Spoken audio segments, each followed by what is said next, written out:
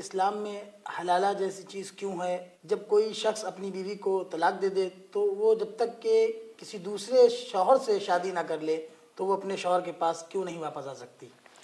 دیکھیے، اس کو سمجھنے کے لیے کہ اسلام میں حلالہ کیوں ہے تھوڑا سا باریکی میں جانا پڑے گا. اور یہ حلالہ جیسی چیز اسلام میں تو ہے ہی نہیں.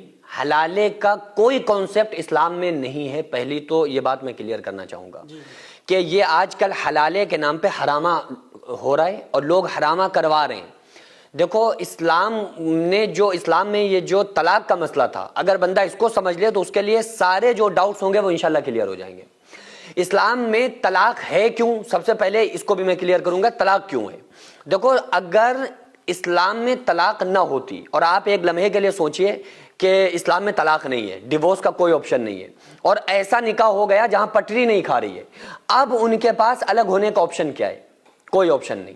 تو اس کے لیے وہ کیا کرتے کہ ایک دوسرے کو قتل کرتے، ایک دوسرے سے بچنے کے لیے، چونکہ چھوٹنے کا، الگ ہونے کے پاس کوئی آپشن نہیں ہے، تو وہ یا بیوی شوہر کو زہر دے کے مارتی، یا شوہر بیوی کو جلاتا یا مار دیتا.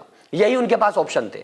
تو اسلام نے ایسے میاں بیوی کو جن کی آپس میں پٹری نہ کھا رہی ہو، ان کو اس بات کی اجازت نہیں دی ہے کہ اگر تمہیں بیوی اچھی نہیں لگ رہی ہے، بیوی کو شوہر پسند نہیں آ رہا ہے تو ایک دوسرے سے کو جلاؤ یا مارو. نہیں، اسلام نے کہا ایک آخری راستہ تمہارے پاس یہ ہے کہ طلاق دو، ایک دوسرے سے الگ ہو جاؤ. یہ ایک بہترین راستہ تھا. اچھا، اب دوسری چیز یہ ہے کہ اگر یہ نہ ہوتا تو لوگ ایک دوسرے کو مارتے. تو اسلام نے عورتوں کو بچایا ہے، مردوں کو بچایا ہے، انسان کو بچایا ہے اس طلاق کے ذریعے. پہلی چیز. دوسری چیز یہ ہے کہ یہ بالکل آخری درجہ تھا. طلاق جب بالکل پٹری نہ کھا رہی ہو، اس وقت کا یہ مسئلہ تھا کہ مارو مت، ایک دوسرے سے علیحدہ ہو جاؤ. تیسری چیز یہ ہے کہ جو اسلام نے طریقہ بتایا تھا، افسوس کہ اس طریقے کو آج کل لوگ فالو نہیں کر رہے. اسلام میں طریقہ یہ تھا کہ پہلے شوہر اگر پٹی نہیں کھا رہی ہے کسی بات پہ تو شوہر پہلے ایک طلاق دے، اس کے بعد 1 مہینہ، 1 حیض تک اس کا ویٹ کرے، انتظار کرے. کیونکہ اکثر ایسا ہوتا ہے میاں بیوی میں انبن ہوئی، اس کے بعد پٹری کھا گئی. تو اسلام نے کہا تھا کہ 1 طلاق کے بعد شوہر اور بیوی ویٹ کرے، انتظار کرے. 1 مہینہ گزر جائے، اس کے بعد بھی اگر پٹری نہیں کھا رہی ہے تو پھر ایک اور طلاق دے. 2 طلاق ہو گئی. پھر اس کے بعد 1 مہینہ پھر انتظار کرے، شاید پٹری کھا جائے، نہیں کھا رہی ہے تو پھر تیسری بھی طلاق دے. قرآن میں اللہ نے فرمایا الطلاق مرتان، طلاقیں 2 ہیں، 2 مرتبہ کی طلاقیں ہیں جس میں چھوٹ ہے. آگے اس کے آتا ہے فَإِن طَلَّقَهَا فَلَا تَحِلُّ لَهُ مِن بَعْدُ حَتَّى تَنكِحَ زَوْجًا غَيْرَهُ. اگر شوہر تیسری طلاق دے دے گا تو اس کے بعد وہ اپنی بیوی جو ہوگی اس کے اوپر حرام ہو جائے گی یہاں تک کہ دوسرا نکاح نہ کر لے. اس میں جو قرآن میں اللہ نے فرمایا نا حَتَّى تَنكِحَ زَوْجًا غَيْرَهُ، بس اسی سے لوگوں نے حلالہ نکال لیا ہے. یعنی حتیٰ تنکیہ زوجن غیرہ کا مطلب یہ ہے کہ یہاں تک کہ وہ دوسرے مرد سے نکاح نہ کر لے جب تک پہلے والا شوہر اس سے نکاح نہیں کر سکتا. اب اسلام نے کہا تھا کہ دیکھو، جب تم نے طلاق دے دی تو اب تمہارا مسئلہ ختم، اب تم اپنے جو چاہو کرو، وہ اپنی زندگی جیے، وہ تم اپنی زندگی جیو. اور اسی لیے اسلام نے کہا تھا کہ 3 مہینوں میں سوچ سمجھ کر طلاق دو، کیونکہ ہمیشہ کے لیے جدائی ہو جائے گی. اس کے بعد ہوتا کیا ہے آج کل کہ شوہر نے ایک سانس میں، وہ ہوتی 3 ہے دیتا 30 ہے، تو جب ساری طلاقیں دے دیتا پھر رو رہا ہوتا ہے. اچھا سچ بتاؤ، اگر کوئی انسان 3 مہینے میں سوچ سمجھ کر طلاق دے تو وہ شام کو روئے گا بیٹھ کے کہ یار ہم نے کیا کر دیا؟ نہیں روئے گا، کیونکہ وہ کہے گا یار ہم نے سوچ سمجھ کے فیصلہ لیا ہے. لیکن انسان روتا جب ہے جب وہ ساری طلاقیں ایک ساتھ دے دیتا ہے.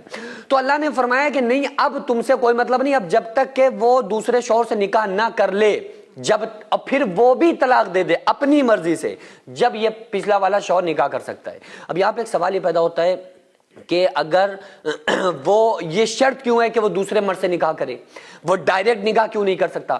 اگر یہ ہوتا نا کہ اگر شوہر نے 3 طلاقیں دے دی، 3 طلاق کے بعد پھر جب چاہے خود نکاح کر لے، اگر ایسا ہوتا تو طلاق پھر روز طلاقیں لوگ دے رہے ہوتے.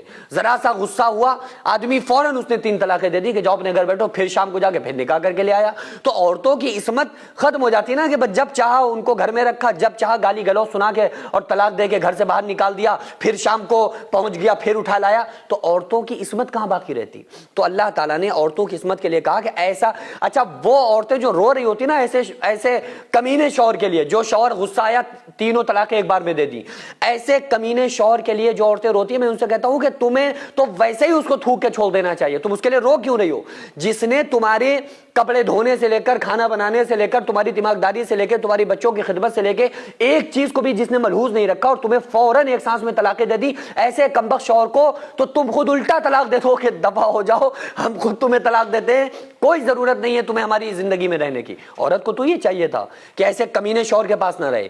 بہرحال اسلام نے ایک ایک نقطہ جو رکھا ہے بڑا سوچ سمجھ کے رکھا ہے، اور اس میں وہ اسلام نے کہا ہے کہ اگر تمہارے شوہر نے سوچ سمجھ کے طلاقیں دے دی ہوں یا بنا سوچے سمجھے دے دی ہوں، بہرحال یہ ہے کہ جیسے یہ 3 مہینے میں چاہے شوہر طلاق دے دے، یہ اسلامی طریقہ تھا تو بھی طلاق واقع ہو جائے گی، ایک بار میں 3 طلاقیں دے دی تو بھی ہو جائے گی۔ اگر 3 پڑیاں آپ زہر کی لے کے آئیں اور 3 مہینے اگر زندہ رہیں تو ایک ابھی کھا لی، اگر زندہ رہ گئے تو اگلے مہینے پھر ایک اگلے مہینے، تو بھی اس کا اثر ہوگا، اور آپ چاہیں تو تینوں ایک ساتھ کھا لیں تو بھی اس کا وہی اثر ہوگا۔ یہ ایک میں اکثر مثال دیتا ہوں، آپ پانی والے جو بتاشے ہوتے ہیں جس کو وہ کیا بولتے ہیں، ایک اور بھی کوئی پانی والے بتاشے کا نام، ایک اور بھی کچھ نام ہوتا ہے، گول گپے۔ گول گپے جو ہوتے ہیں، آپ کھانے پہنچے اور جانے کے بعد آپ نے ایک ہی جگہ پہ کھڑے کھڑے 3 کھا لیے، تو پیسے 3 کے دینا پڑیں گے یا 1 کے؟ 3 کے۔ تو ظاہر سی بات ہے اگر آپ نے ایک وقت میں بھی 3 طلاقیں دے دیں تو 3 واقع ہوں گی۔ اگر کوئی انسان آ کے 3 گولیاں مارے کسی کو تو 3 مانی جائیں گی۔ تو اس لیے طلاق دینا نہیں چاہیے، یہ ایک ایسی خطرناک چیز ہے جس سے اللہ تعالیٰ بڑا ناراض ہوتا ہے۔ تو بہرحال میں یہ سمجھتا ہوں کہ طلاق کا ایک مسئلہ رکھ کے اللہ تبارک و تعالیٰ نے اس لیے رکھا تاکہ ایک دوسرے کو مارنے سے لوگ بچ جائیں، اور حلالہ نام کی کوئی چیز نہیں ہے، یہ ایک اجازت تھی کہ اگر کوئی شوہر بیوی کو طلاق دے دے تو اس کے بعد وہ دوسرے سے نکاح کر لے، اگر وہ بھی پھر کبھی چھوڑ دے تو یہ پہلے والا شوہر اس سے نکاح کر سکتا ہے، انڈائریکٹ، ڈائریکٹ نہیں۔ اسلام نے ایک ہی اجازت دی تھی، اس اجازت کو لوگوں نے حلالے کا نام دے دیا اور اس کے نام پہ آج کل حرامہ ہو رہا ہے۔ خوب طے ہوتا ہے کہ ایک رات رکھ لو اس کے بعد صبح چھوڑ دینا، یار یہ کیا بیوی کو تم نے بنا رکھا ہے، اس سے عورت کی عصمت پہ کتنا بڑا داغ دھبا لگ رہا ہے۔ اس ٹائم اکثر لوگ مسجد اور مدرسوں کو توڑنا اور گرانا چاہتے ہیں، تو ایسے میں ہمارا فرض بنتا ہے کہ ہم اپنے مسجد اور مدرسوں کو قانونی طور پر مضبوط بنائیں۔ اس سے پہلے بھی میں عرض کر چکا ہوں کہ ایسے میں ہم ایک ایسا اسکول پلس مدرسہ بنانا چاہتے ہیں جس میں بچے اسکول کے ساتھ ساتھ دینی تعلیم، حفظ، عالم کا کورس اور قرآن پڑھنا سیکھ سکیں۔ اتنا بڑا کام اکیلے بالکل بھی ممکن نہیں ہے۔ اگر آپ چاہتے ہیں کہ آپ کا پیسہ صحیح جگہ پر لگے اور آپ چاہتے ہیں کہ آپ کو اس کا ثواب قیامت تک ملتا رہے، تو پھر آپ ضرور اس مدرسے، اس اسکول میں تعاون کریں تاکہ قیامت تک اس کا ثواب آپ کو ملتا رہے، کیونکہ جب تک اسکول اور مدرسے میں لوگ پڑھتے رہیں گے، تعلیم حاصل کرتے رہیں گے، جب تک انشاءاللہ تعالی اللہ تعالیٰ آپ کو ثواب عطا کرتا رہے گا۔ اگر آپ چاہیں تو اپنے مرحومین کے نام سے ایصال ثواب کے طور پر بھی دے سکتے ہیں، تو اس کے لیے سب سے پہلے ایسی زمین کی ضرورت ہے جس میں ہم یہ پروجیکٹ تیار کر سکیں جو قانونی طور پر مضبوط مانا جائے۔ تو اس لیے آپ لوگ کوشش کریں کہ زیادہ سے زیادہ تعاون کریں اور بار بار تعاون کرتے رہیں تاکہ ہم اپنے اس نیک مقصد میں کامیاب ہو سکیں۔ یہ کوئی فراڈ نہیں ہے، دھوکہ نہیں ہے۔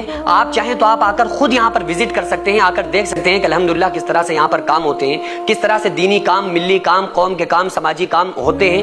خود آ کر آپ وزٹ کر کے اپنی آنکھوں سے دیکھ سکتے ہیں۔ تو اسکرین پر جو آغازیہ ویلفیئر سوسائٹی کا اکاؤنٹ نمبر اور اسکینر نظر آ رہا ہے، اس پر آپ زیادہ سے زیادہ تعاون ضرور کریں۔